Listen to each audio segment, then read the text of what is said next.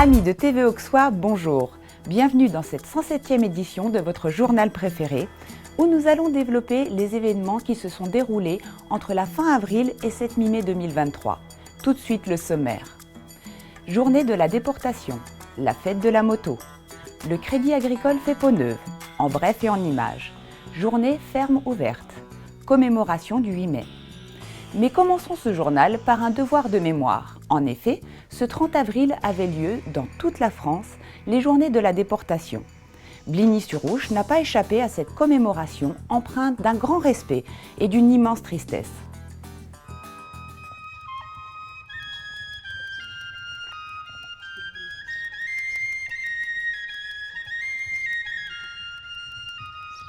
N'oublions pas que dans notre canton de Bligny-sur-Ouche, Georges de Sol, Marcel Follot, Pierre Follot, Émilienne Fournier, Henriette Fournier, Henri Fournier, Henri Gouachaud, Henri Gossot, Georges Le Cygne, Pierre Raffa, Georges Royer, Jacques Vauzel et Étienne Virly ont été déportés. En ce dernier dimanche d'avril, la nation rend hommage aux victimes et aux héros de la déportation que la barbarie nazie, avec la complicité du régime de Vichy, a jeté par des dizaines de milliers dans l'enfer des camps de concentration et d'extermination. Il est triste de constater que ces célébrations, année après année, n'amènent plus devant nos monuments que des personnes d'un certain âge. Si on n'oblige pas notre jeunesse à faire un devoir de mémoire, toutes ces commémorations un jour vont disparaître et tous ces gens seront morts pour rien. C'est notre histoire que nous sommes en train d'effacer. Il serait donc grand temps que parents et enseignants obligent nos enfants à venir commémorer ces grandes dates de l'histoire de France. Il en va de notre survie.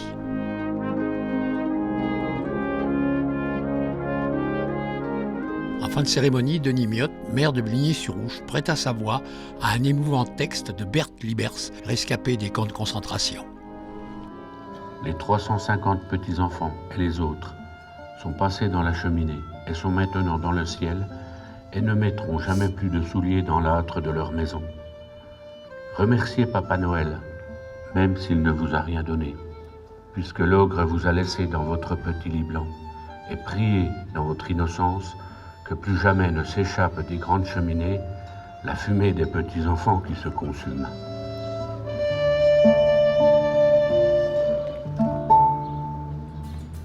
Continuons avec un sujet cette fois-ci beaucoup plus léger, la traditionnelle fête de la moto de Bligny-sur-Ouche. Comme chaque année, ce fut une grande réussite. Motards et badauds étaient ravis des différentes animations créées pour l'occasion par l'association Motorando, dirigée par le dynamique Daniel Dubuet.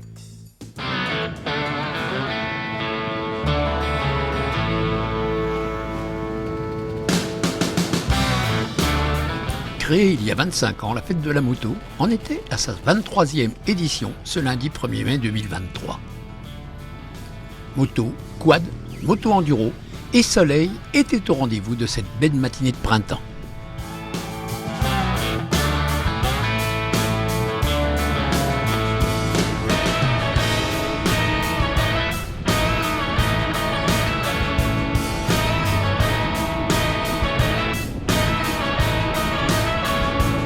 Ah, c'est le grand jour, oui. Avec le soleil. Il y a une centaine de motards route. Nous avons également une cinquantaine de quads et autant en moto d'enduro. Ça nous fait 200 participants roulants. Nous avons essayé de faire des progrès concernant la restauration parce que l'an dernier ça a coincé un petit peu. Donc cette année nous avons les 2 restaurants de Bligny-sur-Ouche, le Café du Cendre.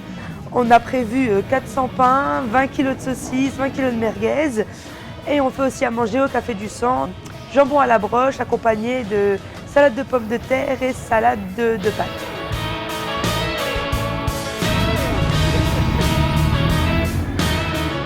Et l'auberge du Val-d'Ouche.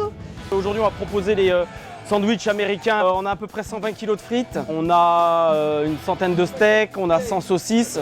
et après on a prévu les crêpes pour cet après-midi. Je veux remercier tous les gens qui nous aident à la réussite de cette fête de la moto tous les ans. Ça représente une trentaine de bénévoles.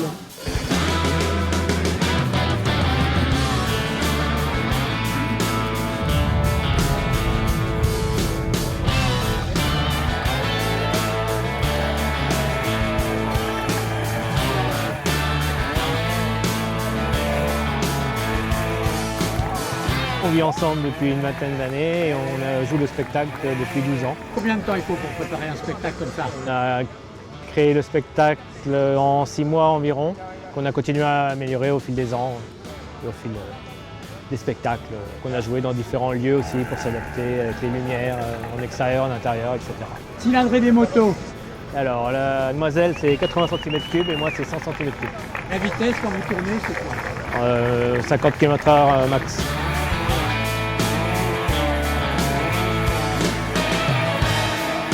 C'est la deuxième fois qu'on vient à Bligny-sur-Ouche. On était venu justement il y a 12 ans. La première année qu'on a créé le spectacle. On se déplace dans toute la France, un petit peu en Europe aussi. On a travaillé en Autriche. Voilà. Et puis après, on va sur les fêtes de la moto ou fêtes de village, peu importe. Voilà, on se déplace où on nous appelle avec plaisir. Voilà.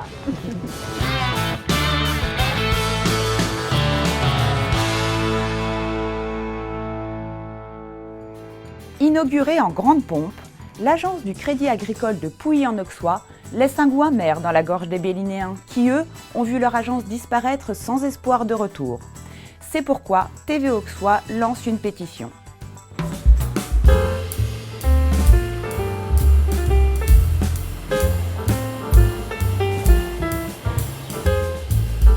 C'est pour présenter un bâtiment totalement rénové que le directeur de l'agence du Crédit Agricole de Pouilly a accueilli ses sociétaires. Ceux-ci ont ainsi pu découvrir des locaux clairs, agréables et fonctionnels. Espaces de travail ouverts, bureaux individuels, halls d'accueil et même salons d'attente. Tout a été pensé pour des conditions d'accueil et de travail optimales.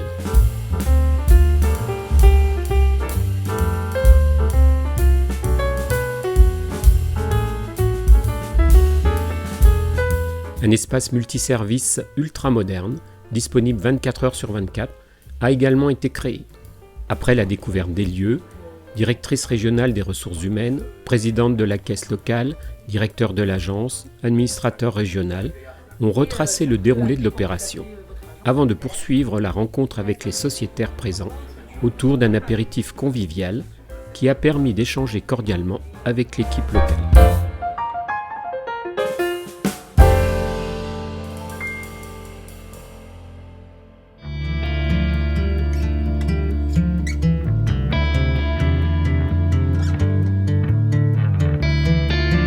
Merci à l'agence de Pouilly-en-Auxois du Crédit Agricole de nous avoir invités à l'inauguration de ces nouveaux bâtiments. Et merci à Patrick Verne d'avoir réalisé un reportage très complet. Mais une fois de plus, notre ruralité est attaquée. Je constate l'incohérence de la décision de la direction du Crédit Agricole de supprimer l'agence de Bligny et surtout de ne pas nous mettre à Bligny ce distributeur que l'on voit dans le reportage de dernière génération où on peut déposer espèces et chèques. Ça serait formidable pour nous qui n'avons plus d'agence à Bligny-sur-Ouche. Alors, si comme moi, vous trouvez la décision de la direction du Crédit Agricole injuste et incohérente, n'hésitez pas à nous écrire à TV Auxois, 3 rue Ravrin, 21 360 Bligny-sur-Ouche. Nous ferons suivre. Plus vous nous écrirez, plus nous avons de chance d'être entendus et d'avoir de l'influence sur les décisions à venir du Crédit Agricole.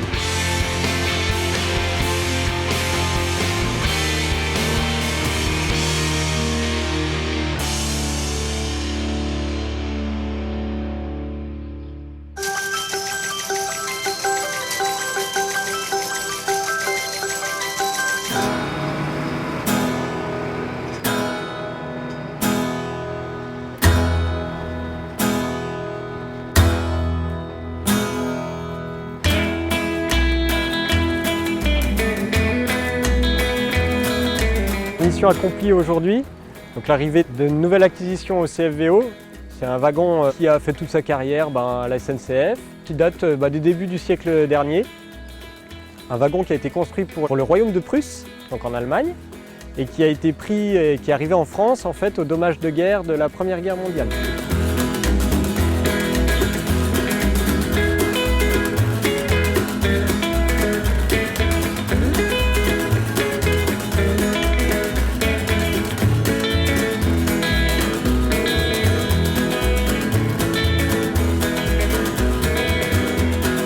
Le but, c'est de pouvoir le réaménager aujourd'hui en boutique et puis en espace de stockage ici à Bligny, tout en gardant le côté authentique d'une pièce ferroviaire qui retourne dans son état naturel.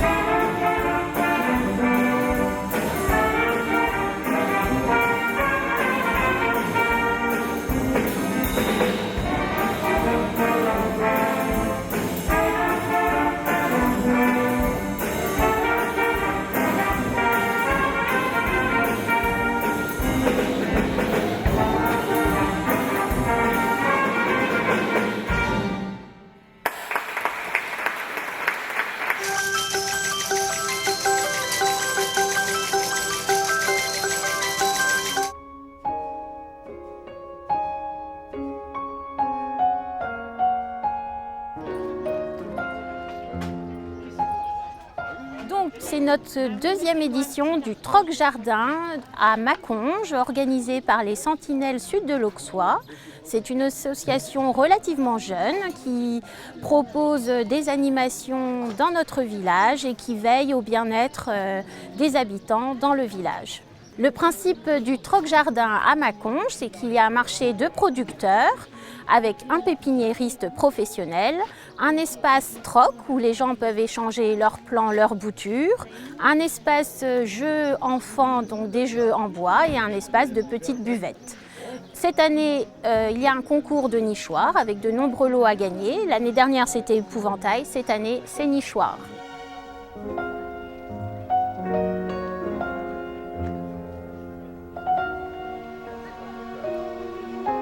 L'association Les Sentinelles Sud de l'Auxois veille notamment vis-à-vis des nuisances sonores qu'il peut y avoir vis-à-vis du circuit. La communauté de communes essaye de faire des efforts en ce sens, mais les habitants et donc les membres de l'association doivent être vigilants parce que souvent, il y a des excès au niveau des nuisances.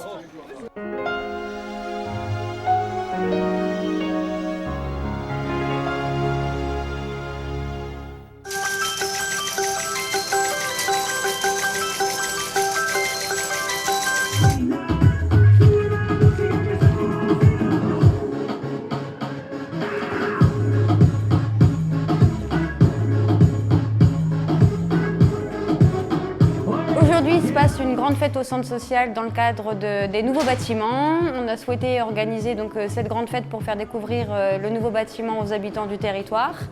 Donc pour cela, on a organisé plusieurs activités, plusieurs animations pour que cette fête soit la plus conviviale possible.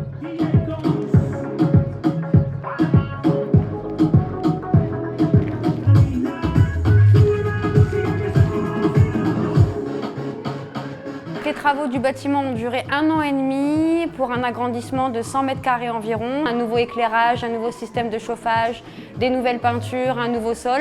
Ça a permis de restaurer le bâtiment dans son entièreté.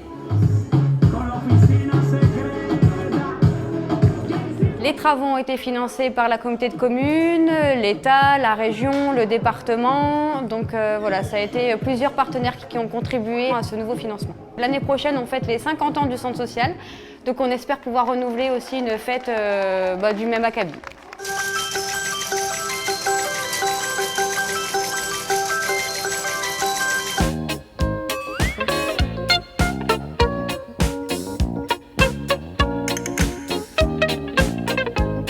Vous commencez un marché nocturne à 15h, vous trouvez ça normal ou?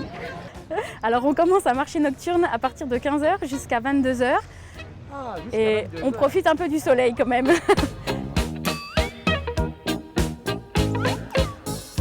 Il y a 16 producteurs et artisans HI. C'est l'association des Amis de la Saint-Jean qui organise. Les producteurs viennent tous de la région Côte d'Or, de la bière, des salaisons du Morvan, des créations de bois, des bougies, tous les métiers. Ce soir, il y a restauration, barbecue avec des frites et puis la buvette qui tourne en continu sur toute la journée.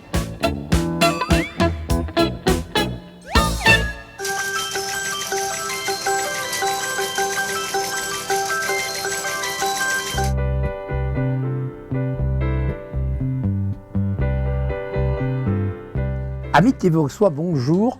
Petit point sur les aventures de notre association TV Auxois.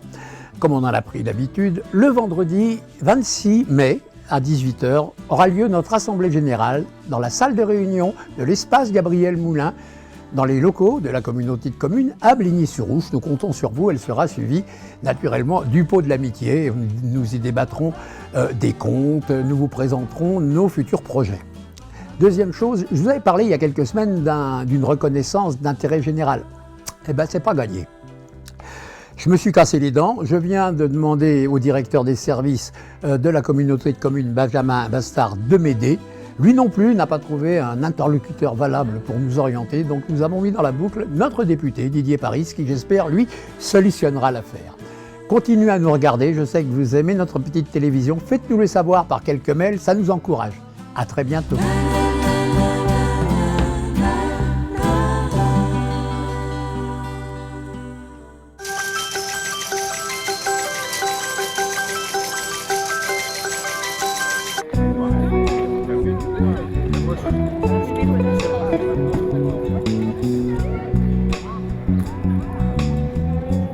C'est les Canalos qui organisent aujourd'hui le 30e vide-grenier qui a le plaisir d'accueillir pour l'heure en moyenne entre 35 et 40 exposants. On n'a pas fini de faire le tour. On a un cadre exceptionnel quand même ici avec une vue imprenable sur Châteauneuf et la météo qui aujourd'hui nous avons la chance qu'elle soit avec nous.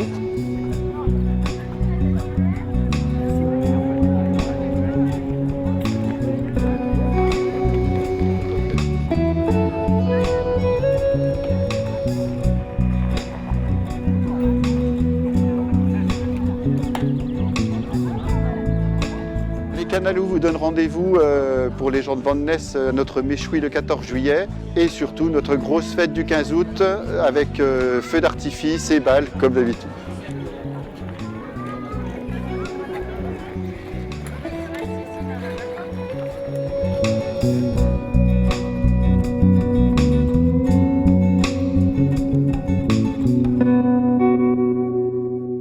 Déjà créateur d'un marché de producteurs hebdomadaires, commerçants et agriculteurs de la vallée du Serein, associés au Laïtou, ont organisé en cette fin avril une journée ferme ouverte qui a rencontré un vif succès.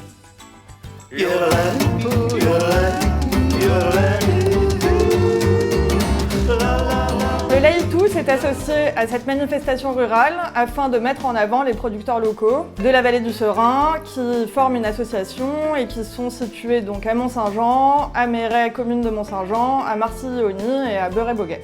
Ça fait 6 producteurs, dont 2 maraîchers, un fournil, une éleveuse de bovins et un éleveur de foie gras, ainsi qu'une chevrière.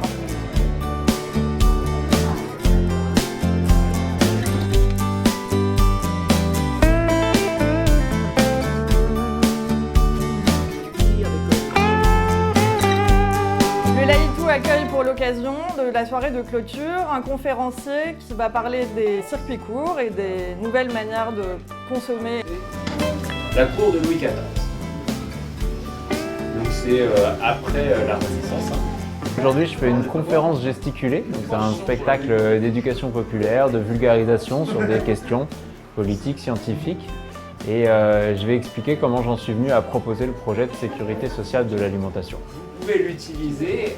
Si vous ne comprenez pas ce que je dis, je vous la montrer bien haut pour qu'on puisse S'en reprendre. suivra un concert à 21h. Initialement prévu, la rue Quétanou était invitée. Malheureusement, ils n'ont pas pu venir et ont reporté leur tournée. Mais nous aurons la Peau du Zouk, qui est une fanfare locale. Et donc, on sera vraiment dans du 100% du cru.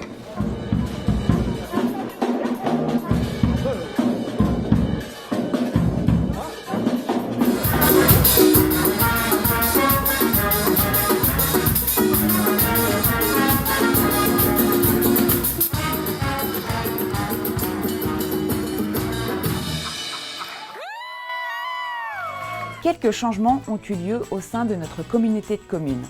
Et plusieurs de ces villages viennent dans les semaines passées d'élire un nouveau maire.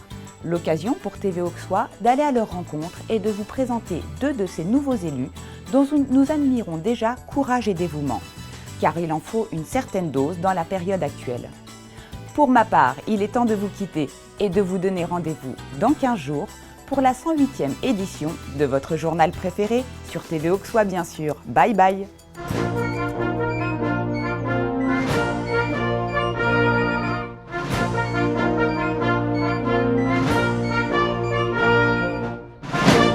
Contrairement à nos amis de la capitale, nous n'avons eu aucun mal à nous rendre sur les lieux des différentes cérémonies qui se déroulèrent sur notre territoire pour commémorer le 8 mai 1945. L'occasion, pour TV Auxois, de vous présenter 2 maires fraîchement plébiscités et qui ont rejoint la cohorte de nos élus. Après 6 années de guerre, l'écho de l'armistice se répand partout sur le continent, apportant au peuple la joie de la libération et la fierté d'avoir vaincu. Après 6 années de terreur, la lumière se lève enfin sur tout un pays, révélant à la fois l'opprobre de ceux qui l'ont collaboré et le courage de ceux qui ont résisté pour permettre la victoire. Souvenons-nous, enfin, du sang versé. Il fut le prix de notre liberté. Mourir pour que d'autres puissent vivre libres. C'était le prix exorbitant dont plus de 10 millions de soldats alliés se sont acquittés. Gazo Marcel, mort pour la France. Valo Émile, mort pour la France. Bertrand Georges, mort pour la France. Louis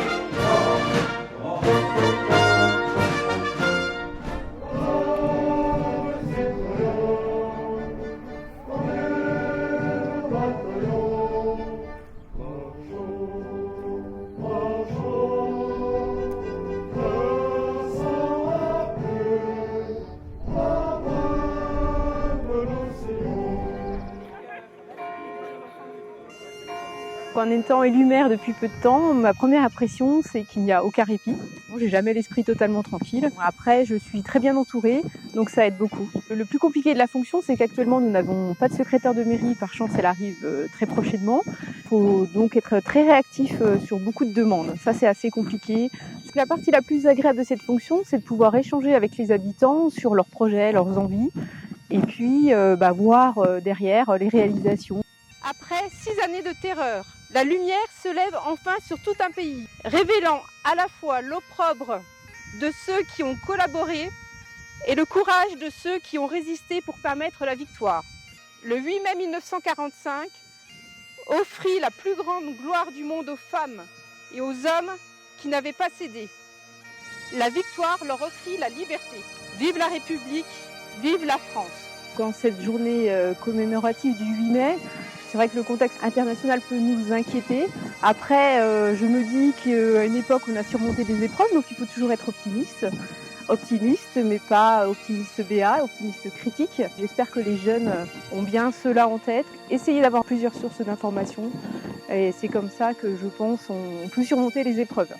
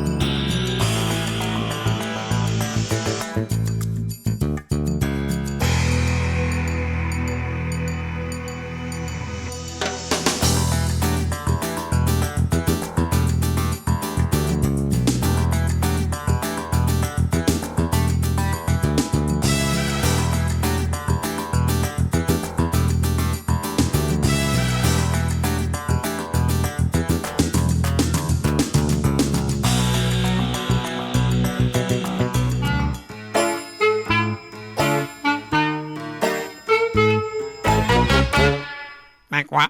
C'est déjà fini?